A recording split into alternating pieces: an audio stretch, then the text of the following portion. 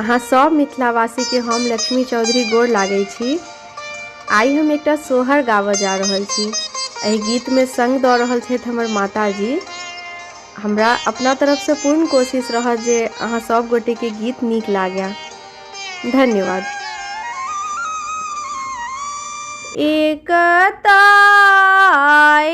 हम धानी पातारी दोसरा गड़ा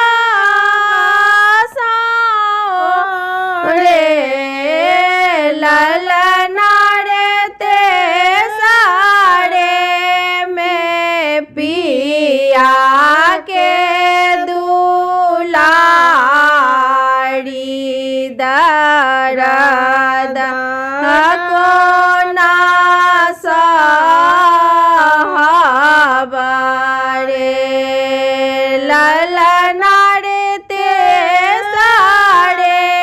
में पिया के दुलारी दर्द कोना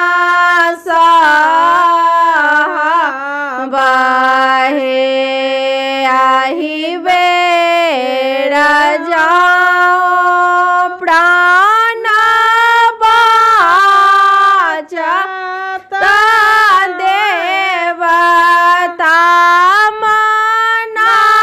मनाए बहे ललना रे फेरने करबा एहन काज पलंग भीड़ जाए बहे ललना रे फेरने करबा एहन काज पलंग भीड़ जाए बारे आहिया बसाड़ा पिया पविता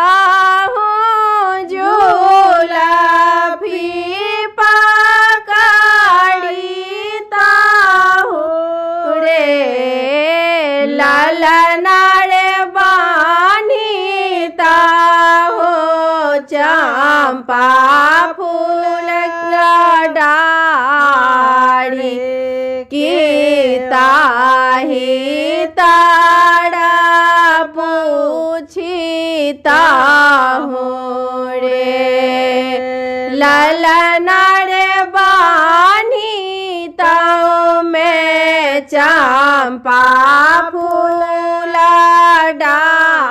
डाड़ी के ताही तारा पूछीता हूँ रे तबे में भोरा भेला भी न सारा भेला होड़ी लाजना मलेला रे ललना रे सखी सब गावथी मंगल गान की ननदो बधैया मांगथी रे ललना रे सखी सब गावथी